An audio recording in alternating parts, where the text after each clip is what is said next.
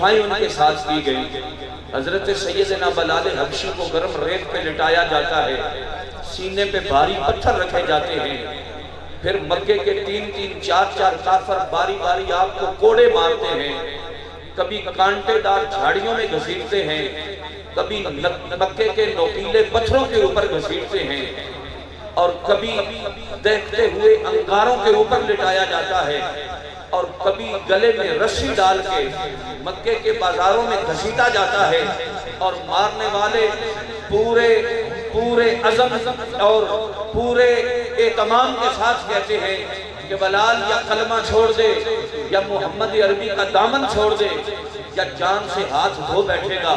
تو سیدنا بلال حبشی کہتے ہیں تو ہو کہ ترش رو مجھے ایزا ہزار دے، جے وہ نشہ نہیں جسے ترشی اتار دے۔ اور غلامان محمدی جان دینے سے نہیں ڈرتے، یہ سر کٹ جائے یا رہ جائے وہ کچھ پرواہ نہیں کرتے۔ پھر اس دین اسلام کے پیغام کو آگے پہنچانے کے لیے پھر کیا کیا وقت نہ آیا، صحابہ نے گھر بھی چھوڑے، اپنی جگیریں اور جائیدادیں بھی چھوڑی، اپنے عزیز و اقارب کو اگر چھوڑنا پڑا تو اس سے بھی دریغ نہ کیا، اگر اپنے مقابلے میں کھڑے آئے تو ان کو بھی راستے سے ہٹانے سے انہوں نے دریغ نہ کیا۔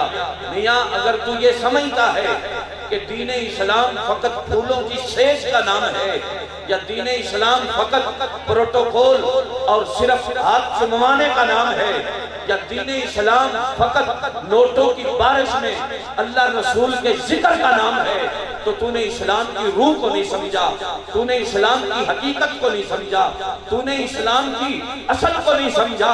اگر تو نے اسلام کی حقیقت اور اصل کو سمجھا ہوتا تو پھر تجھے اس بات کا پتہ ہوتا کہ دین اسلام کا پرچم لہرانے والے، تاجدار ختم نبوت کی عزت اور ناموس پہ پیرا دینے والے اگر گرم ریت پہ لٹایا گیا تو پھر بھی نہیں گھبرائے، اگر کوڑے مارے گئے پھر بھی نہیں گھبرائے، اگر دہتے انگاروں پہ لٹایا تو پھر بھی نہیں ڈگمگائے، اگر ان کے ہاتھ اور پاؤں میں میخیں گاڑی گئی تو وہ پھر بھی نہیں ڈگمگائے، اگر ان کے بدن پر تلواریں چلائی گئی تو وہ پھر بھی نہیں گھبرائے، اگر گھر چھوڑنا پڑا، وطن چھوڑنا پڑا، مال چھوڑنا پڑا، اولاد چھوڑنی پڑی، جگیر چھوڑنی پڑی، اپنوں سے بائیکاٹ کرنا پڑا، وہ کسی صورت میں کسی حال میں وہ نہیں گھبرائے۔ ان کا ایک ہی عزم تھا، ایک ہی ارادہ تھا، ایک ہی مشن تھا، ایک ہی پروگرام تھا، ایک ہی نعرہ تھا کہ انہیں جانا، انہیں مانا، نہ رکھا غیر سے کام، للہ الحمد میں دنیا سے مسلمان گیا۔ وہ شیخ کی مشن پہ کار بن رہے، انہوں نے دائیں بائیں نہیں دیکھا، وہ ڈگمگائے نہیں، وہ لڑ کھڑائے نہیں۔ اللہ کے محبوب نے جب مکہ سے مدینہ کی طرف ہجرت کی، حضرت سراقہ بن مالک ابھی کلمہ نہیں پڑا تھا، جب مکے کے لوگوں نے اعلان کیا کہ جو ان کو پکڑ کے لائے گا یا معاذ اللہ ان کا کام تمام کرے گا ہم اسے 100 سرخ اونٹ انعام دیں گے، تو ان تلاش کرنے والے مکے کے جوانوں میں ایک مالک کا بیٹا جس کا نام سراقہ تھا وہ بھی میرے نبی کے پیچھے چل پڑا۔ جب دور سے نظر پڑی رسول اللہ تشریف لے کے جا رہے ہیں تو سراقہ نے اپنے گھوڑے کو دوڑایا، جب قریب جا کے حملہ کی کوشش کی تو گھوڑا گھٹن تک زمین میں دھنسا اور سراقہ بن مالک گھوڑے سے نیچے۔ پھر اللہ کے محبوب نے مڑ کے دیکھا تو حضور نے دیکھا تو سراقہ نے ہاتھ باندھ لیے، کہا محبوبہ مجھے معاف کر دو، تو اللہ کے محبوب نے فرمایا کہ چل واپس چلا جا، ہم نے تجھے معاف کیا۔ وہ لالچ چونکہ بڑی بری بلا ہے، یہ مال و دولت کا لالچ ایسا ہے کہ اگر ایمان کمزور ہو تو پھر من بھی بکتا ہے، تن بھی بکتا ہے۔ تو 100 سرخ اونٹ، مکے کے فلاں گھر میں شادی، اہلیان مکہ کا سردار، جب اتنا کچھ ملے گا اس دنیا کے لیے بندہ کتنے جتن کرتا ہے۔ اس نے پھر گھوڑے پہ سواری کی، گھوڑا دوڑایا، جب قریب جا کے حملے کی کوشش کی تو گھوڑا پھر گھٹنوں تک زمین میں دھنسا اور سراقہ گھوڑے سے نیچے گر پڑا۔ پھر اسی طرح تیسری مرتبہ کیا، تیسری مرتبہ پھر نیچے گر پڑا، تو پھر اللہ کے محبوب نے مڑ کے دیکھا، فرمایا واہ سراقہ تو 100 سرخ اونٹ کے لیے یہ سب کچھ کر رہا ہے، میں تو تیرے ہاتھ میں کیسر و کسرا کے کنگن دیکھ رہا ہے۔ ایک طرف مکے سے ستا کے نکالا جا رہا ہے اور اللہ کے محبوب کی نظر کہاں تک جا رہی ہے؟ اللہ کے محبوب کے علم کا کیا عالم ہے؟ فرمایا میں تو تیرے ہاتھ میں کیسر و کسریٰ کے کنگن دیکھ رہا ہوں۔ سراقہ بن مالک کے دل پر یہ بات لگی، دل کے آئینے سے کوئی چیز ٹکرا سی گئی، دیکھنے میں اس کے ہاتھ میں کوئی پتھر نہ تھا۔ اپنا گھوڑا واپس موڑا، وقت گزرا، اللہ نے ایمان نصیب کیا، کلمہ پڑھ کے میرے نبی کے مرید ہو گئے، پھر ایک غزوے پہ مسلمان گئے۔ اس لشکر کے اندر حضرت سراقہ بن مالک بھی موجود تھے۔ وہاں کے کافر سارے ایک قلعے کے اندر بند ہو گئے اور انہوں نے اندر سے دروازے بند کر لیے۔ مسلمانوں نے کئی اس قلعے پہ حملے کیے تاکہ ہم اس قلعے کو فتح کریں، مگر فتح نہ کر سکے۔ ایک رات سارے دل کے بیٹھ گئے، آپس میں مشورہ کیا کہ یار کوئی ایسا طریقہ بناؤ کہ ہم بآسانی اس قلعے کو فتح کر سکیں۔ اتنے دن ہو گئے ہیں، جب ہم قریب جا کے حملے کی کوشش کرتے ہیں تو یہ اوپر سے تیر برساتے ہیں یا اوپر سے ہمیں پتھر مارتے ہیں، تو ہمیں پھر پیچھے ہٹنے پہ مجبور کر دیا جاتا ہے۔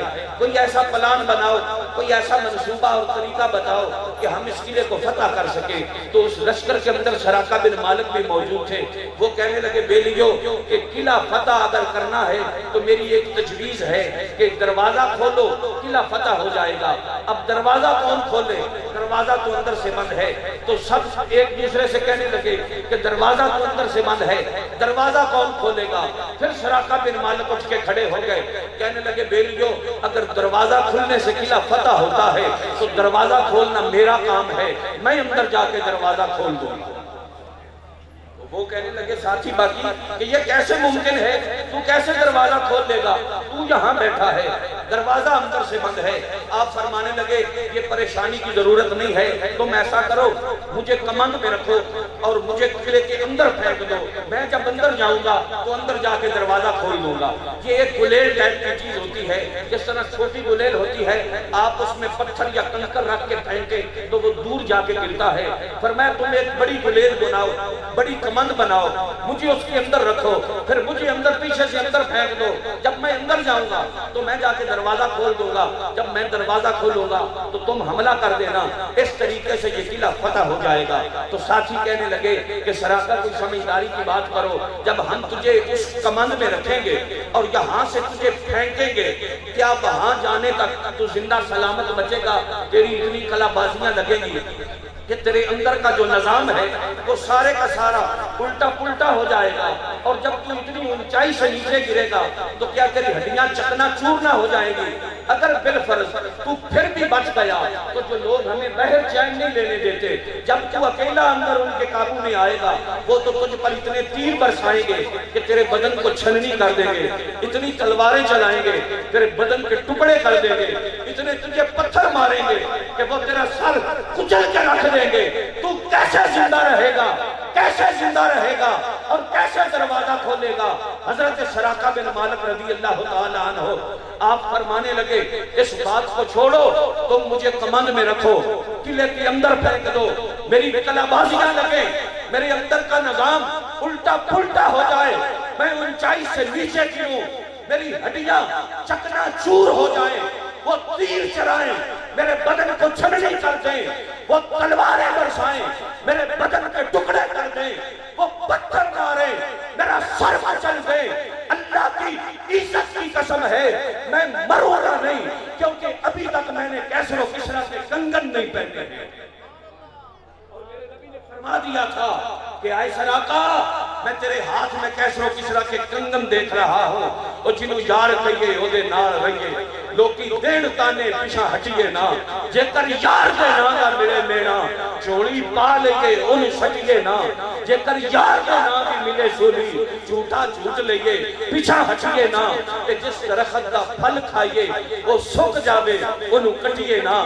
جب تُو نے کلمہ پڑھ لیا، میرے نبی پر ایمان لے آیا، اللہ پر ایمان لے آیا، اب تیرا حق یہ بنتا ہے کہ امام الانبیاء صلی اللہ علیہ وسلم کی عزت، ناموس اور حضور کی ختم نبوت کی چوکیداری اور پہرےداری جو ہے، اللہ کی عزت کی قسم یہ تمام اسلام اور دین کے فرائض میں سے بڑا فرض ہے اور تمام سے افضل اور اعلیٰ فرض ہے۔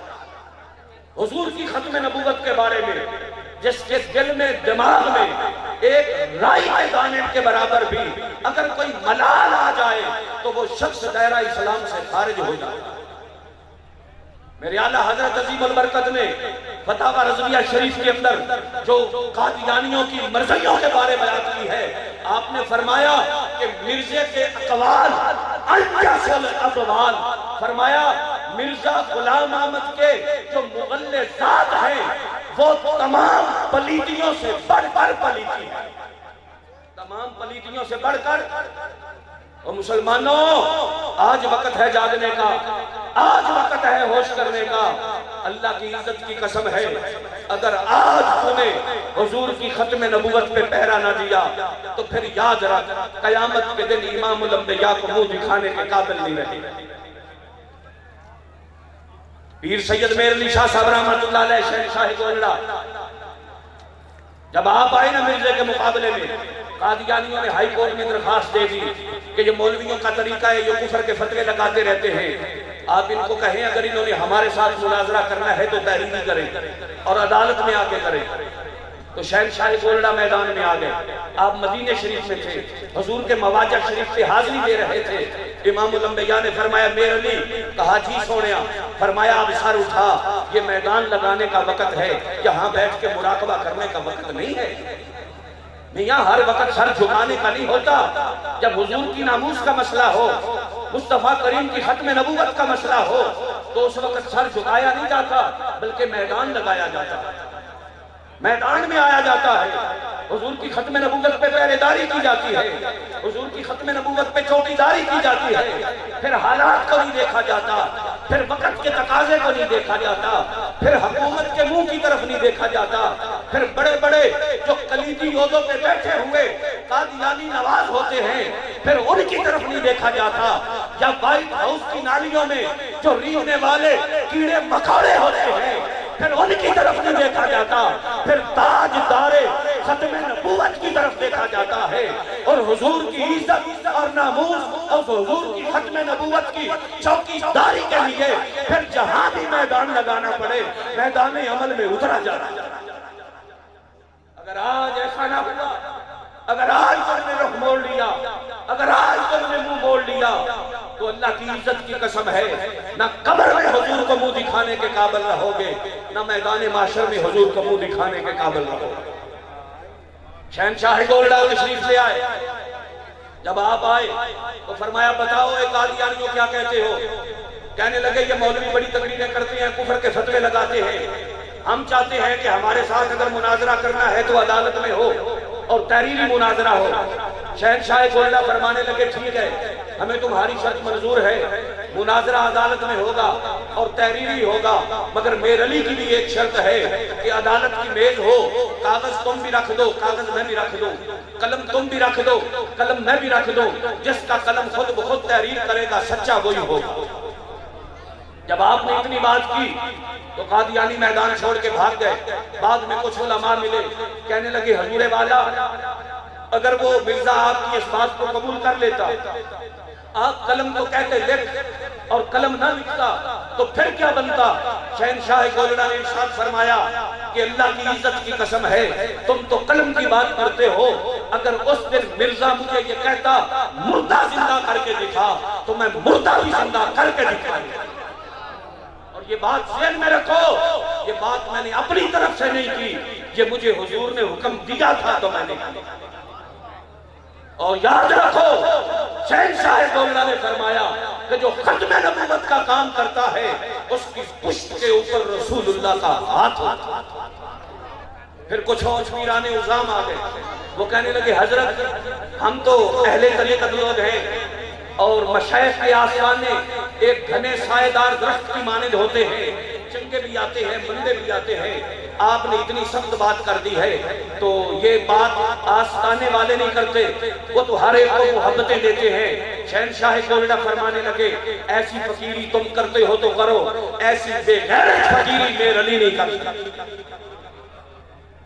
میر علی کو ایسی بے غیرت فقیری قطعی طور پر قبول نہیں ہے اور منظور نہیں ہے۔ شہنشاہ گولڑا نے بتا دیا کہ پیر بھی وہی ہے جو حضور کی ختم نبوت کا چوکیدار ہو، اور مولوی بھی وہی ہے کہ جو نبی کی عزت اور ناموس کا محافظ بن کے میدان میں۔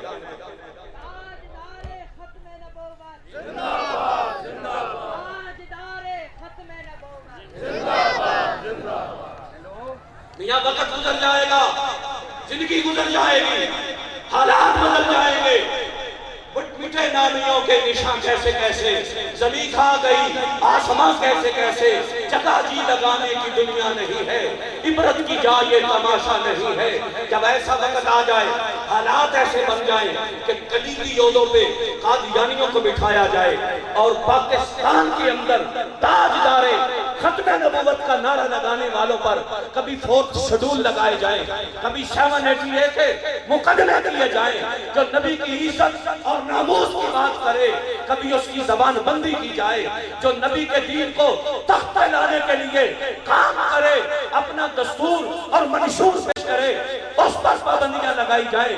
میں تم سے پوچھتا ہوں کہ آئے پاکستان کے باشیوں، رسول اللہ کے غلاموں، ایمان سے بتاؤ، کیا 2.5 لاکھ مسلمانوں نے جو اپنی شہادتیں پیش کی تھی، اس لیے پیش کی تھی کہ پاکستان کی سڑکوں پہ میرا جسم اور میری مرضی کے نعرے لگائے جائیں؟ کیا 70,000 مسلمانوں کی بچیوں کو جو ہندو اور سکھ اٹھا کے لے گئے تھے، انہوں نے اپنی عزتوں کی قربانیاں کیا اس لیے پیش کی تھی کہ کرتارپور بارڈر پر کھولا جائے، مندر کی تعمیر کی اجازت کو دی جائے، مگر مساجد کے اوپر بلڈوزر پھیر دیے جائیں؟ کیا مسلمان بچیوں نے اپنی عزتوں کو بچانے کے لیے جو کنویں میں اور دریائے جہلم کے اندر چھلانگیں لگائی تھی، کیا اس لیے لگائی تھی کہ ڈاکٹر عافیہ صدیقی جو ہے وہ امریکہ والوں کو بیچ دی جائے اور اس کے بدلے میں دنیا کا مال لے لیا جائے؟ کیا پاکستان اس لیے بنا تھا کہ یہاں کرپشن کی جائے، جہاں جناب کرپشن کے بعد پھر جناب ملک کو لوٹا جائے، ملک کی املاک کا نقصان دیا جائے، آئین پاکستان سے غداری کی جائے، رسول اللہ کی ناموس سے غداری کی جائے، ختم نبوت کے قانون سے غداری کی جائے؟ کیا یہ پاکستان اس لیے بنا تھا؟ ارے پاکستان تو رسول اللہ کی عزت کے لیے بنا تھا۔ اس پاکستان کی بنیادوں میں تمہاری میری ماں اور بیٹیوں کا خون ہے، تمہارے میرے آبا و اجداد کا خون ہے۔ پاکستان نظام مصطفیٰ کے لیے بنا ہے۔ دنیا جب تک قائم ہے، پاکستان تب تک قائم ہے۔ پاکستان کے غدار اس سے پہلے جتنے آئے ان کے ناموں نشان سے مٹ گئے، مگر اللہ کی عزت کی قسم ہے وہ وقت دور نہیں ہے، ان قریب جب ہم یہ سنیں گے کہ وطن عزیز ملک پاکستان میں نظام مصطفیٰ کا نفاذ ہو چکا ہے۔ اس کے لیے ہم سب کو کام کرنا ہوگا اور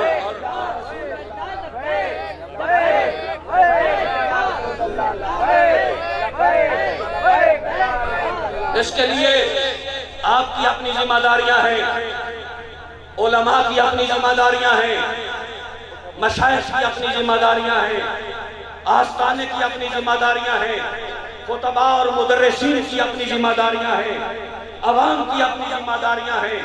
اگر ہم نے سب نے اپنی اپنی ذمہ داریاں نہ نبھائی تو پھر یاد رکھو ہماری جن بہنوں نے اس وطن عزیز کی استقامت کے لیے، اس کے بنانے کے لیے اپنی قربانیاں پیش کی تھی، قیامت کے دن ان کا ہاتھ ہوگا، ہمارا گریبان ہوگا۔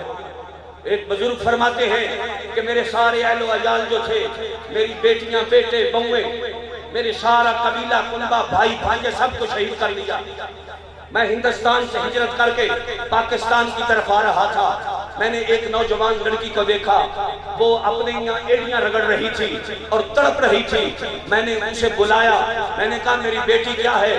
کہنے لگی چاچا پاکستان جانے کے لیے یہاں سے نکلی تھی، مگر ہندوؤں اور سکھوں نے مجھ پہ اتنے ظلم کے پہاڑ گرائے ہیں، اتنے ظلم مجھ پہ ڈھائے ہیں کہ میں چلنے کے قابل بھی نہیں رہی۔ وہ کہتے ہیں میں نے اس کو دلاسا دیا، سہارا دیا، میں اس کے لے کے چل پڑا۔ آگے جب میں بارڈر کے بالکل قریب آیا، سامنے مجھے پاکستان کی دھرتی سرزمین نظر آئی، تو میں نے کہا میری بیٹی اب پریشان ہونے کی ضرورت نہیں ہے، ہم چند قدم اٹھائیں گے تو پاکستان کی پاک دھرتی کے اوپر ہم اپنے قدم رکھ لیں گے۔ جب وہاں جائیں گے پھر کسی کی بیٹی کی عزت کو نیلام کرنے والا کوئی نہیں ہوگا، پھر کسی کی بیٹی کی عزت کو اچھالنے والا کوئی نہیں ہوگا، پھر ظلم و تشدد بربریت اور ناانصافی اور یہ کام نہیں ہوں گے. ایک عدل و انصاف کا نظام ہوگا, ایک پاک دھرتی ہوگی, پاک لوگوں کے رہنے کی جگہ ہوگی, رسول اللہ کے عاشقوں کے رہنے والے جو ہیں, رسول اللہ کے جو عاشق ہیں, وہاں ان کا ڈیرا اور بسیرا ہوگا. پریشان نہ ہو, چند قدموں کے بعد ہم پاکستان کی دھرتی پہ قدم رکھنے والے ہیں. وہ کہتے ہیں میں نے اتنا کہا, ابھی بارڈر اس نے کراس نہیں کیا تھا, اس کا جگر پھٹ گیا اور وہی گر پڑی. وہ کہنے لگی چاچا جس پاکستان میں جانے کے لیے میں نے اتنی مشقت کی ہے, آج میرا دل کہتا ہے کہ میرا بدن اس قابل نہیں رہا کہ میں پاکستان کی دھرتی پہ قدم رکھوں. مجھ پہ ہندوؤں اور سکھوں نے اتنے ظلم کیے. اور اس کی روح پرواز کر گئی. ارے مسلمانوں ایمان سے بتاؤ, کیا ایسے ملک میں خوشحالی آئے گی؟ ملک میں جب بھی خوشحالی آئے گی رسول اللہ کے نظام سے آئے گی. کیوں جی کیسے آئے گی؟ رسول اللہ کے نظام مصطفیٰ کے لیے کوشش کرو گے نا سارے, نبی کے دین کو تخت پہ لانے کے لیے کوشش کرو گے نا سارے. جب حضور کا دین تخت پہ آئے گا پھر بیٹیوں کی عزتوں کی حفاظت کی جائے گی. سیدنا فاروق اعظم کی خلافت کا دور ہے کہ آپ رات کو گشت کر رہے تھے. گشت کرتے کرتے آپ مدینہ شریف کی بستی سے باہر نکلے تو آپ نے ایک گھوڑ سوار کو دیکھا کہ اس کے چہرے پہ نقاب ہے اور دوڑاتے ہوئے گھوڑا وہ مدینے میں داخل ہو رہا ہے. سیدنا فاروق اعظم آگے بڑھے تو اس کے گھوڑے کی لگام پکڑ لی اور لگام پکڑ کے فرمانے لگے تو کون ہے جو رات کے اندھیرے میں منہ چھپا کے مدینے میں آ رہا ہے؟ یہ رسول اللہ کا شہر ہے, ایسے تو نہیں بات ہوگی, بتا مجھے اپنا تعارف کروا. جب آپ نے لگام گھوڑے کی پکڑی تو اس نے کہا کہ پیچھے ہٹ جا, میرے گھوڑے کی لگام کو چھوڑ دے. جب وہ بولا تو اس کی آواز عورتوں والی تھی. فاروق اعظم پیچھے ہٹ گئے اور کہا بی بی تو کہاں سے آ رہی ہے؟ وہ کہنے لگی ملک شام سے آ رہی ہوں, مدینے میں نے جانا تھا, بالکل قریب پہنچ گئی ہوں. تو آپ فرمانے لگے میں نے کہا تو عورت ذات ہے, اکیلی ہے, تو شام سے چلی, مدینے تک کا تو نے سفر کیا, راستے میں جنگل بھی ہے, بیاباں بھی ہے, کوثار بھی ہے, پہاڑ بھی ہے, دریا بھی ہے, ندی نالے بھی ہیں, وحشی جانور بھی ہیں, چور ڈاکو لٹیرے بھی ہیں. تو نے دن کو بھی سفر کیا, رات کو بھی سفر کیا, اور تو تنہا ہے. کیا تجھے پریشانی کوئی نہیں؟ کیا تجھے ٹینشن کوئی نہیں؟ تو نے اپنے محرم کو بھی ساتھ نہیں لیا. تو وہ عورت کہنے لگی کہ چپ کر, اپنی زبان بند کر لے, مجھے یہ بتا کہ کیا عمر فاروق ابھی زندہ ہے کہ نہیں؟ کیا عمر زندہ ہے؟ تو جواب دیا ہاں عمر تو زندہ ہے. تو وہ کہنے لگی جب تک عمر زندہ ہے ہماری عزت کو ہاتھ ڈالنا تو دور کی بات ہے, ہماری طرف بری آنکھ سے بھی کوئی نہیں دیکھ سکتا. یہ اسلام کا نظام ہے, یہ نظام مصطفیٰ ہے, یہ میرے نبی کا دین ہے کہ جو تمہیں دیا جائے گا. آج وقت ہے, آج دور ہے, میاں آج دین کے لیے کھڑے ہو جاؤ, آج اسلام کے لیے کھڑے ہو جاؤ. اگر آج تم نے بزدلی دکھائی, بزدلوں والا کام کیا تو پھر جان لو, پھر جان لو, پھر نہ میدان محشر میں منہ دکھانے کے قابل رہو گے, نہ قبر میں رسول اللہ کو منہ دکھانے کے قابل رہو گے. اگر میرے نبی نے پوچھ لیا یہ عزتیں تمہیں میری وجہ سے ملی, یہ وقار میری وجہ سے ملا, یہ نوٹوں کی بارشیں میری وجہ سے ہوئی, لوگوں نے اتنے اتنے پیسے, اتنی تیری عزت, اتنے کھانے, اتنا کچھ تجھے میری وجہ سے دیا. اور بچا جب میری ختم نبوت کا مسئلہ آیا, میرے دین کو تخت پہ لانے کا مسئلہ آیا, اس وقت تو کہاں گیا؟ وہ اقبال کہتا ہے غزہ میں ہو نصارہ تو تمدن میں ہنور, یہ وہ مسلمان جنہیں دیکھ کے شرمائے یہود. اور نہ سمجھو گے تو مٹ جاؤ گے اے مسلمانوں, تمہاری داستان تک نہ ہوگی. داستانوں میں آج میاں وقت ہے, آج ٹائم ہے, میرے نبی کا غلام بن جا, رسول اللہ کی غلامی کا پٹا گلے میں ڈال دے, اور نظام مصطفیٰ کے لیے آج ہمارے ساتھ کھڑا ہو جا. انشاءاللہ جب قبر میں بھی جائے گا تو رسول اللہ مسکرا کے اپنا دیدار کروائیں گے. اگر فقط بات نمازوں سے بنتی ہوتی تو پھر جناب مدینہ چھوڑ کے بدر میں جانے کی کیا ضرورت ہے؟ احد کا میدان لگانے کی کیا ضرورت تھی؟ میرے امام علی مقام کو مدینہ چھوڑ کے کربلا جانے کی کیا ضرورت تھی؟ اور میاں جب بات نظام مصطفیٰ کی ہو، جب بات نبی کے دین کی ہو، جب بات دین اسلام کو تخت پہ لانے کی ہو، تو پھر کارواں کے ساتھ، اس کارواں کے ساتھ قدم سے قدم ملایا جاتا ہے، ان کے ساتھ چلا جاتا ہے۔ آج آجا ان کے ساتھ تو نے پوچھی ہے جو امامت کی حقیقت مجھ سے، خدا تجھے بھی میری طرح صاحب اسرار کرے، وہی ہے تیرے زمانے کا امام برحق جو تجھے حاضر و موجود سے بیزار کرے اور موت کے آئینے میں دکھا کے رخ دوست جینا تیرے لیے اور بھی دشوار کرے۔ وما علینا الا البلاغ۔